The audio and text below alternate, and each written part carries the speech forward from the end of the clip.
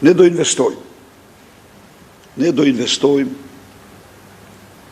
për infrastrukturën turistike.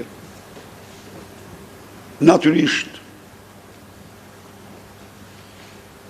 disa investime ne I konsiderojmë shumë problematike.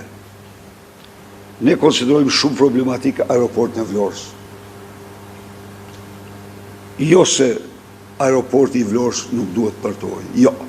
Jam I bindur se një aeroport duhet ndërtohej. Por jo aty ku ndërtohet. Kanë filluar që tani refuzimet.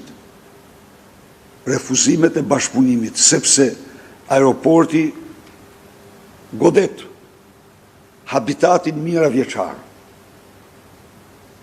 të cilin ti s'mund ta ndërtosh kurrë. E ka ndërtuar natyra atë.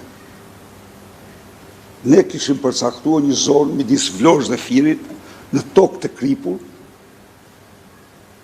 e cila dhe shkaku që u spostuam nga Akrënia, nga aty ku është pikërisht habitati, sepse ne duhet të qëndronim larg habitatit, por edhe ai midis Vlorës dhe Firit I shërbente Beratit, I shërbente Jugut, me fjalë kishte një rrezë më të madhe.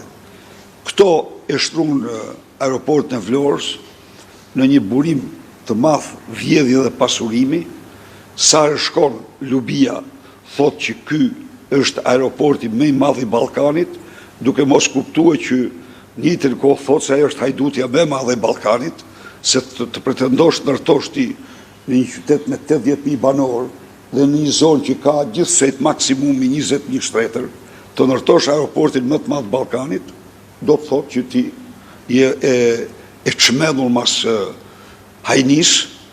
Aeroporti ndërtohet me etapa, vinë pas shtohen, siç po bëhet me Rinasin, shtohen fazat, po të ndërtosh ti një aeroport që të paguash 600.000 bileta, do më thënë, kontrata thot, çdo bilet në 600.000 do paguhet nga shteti.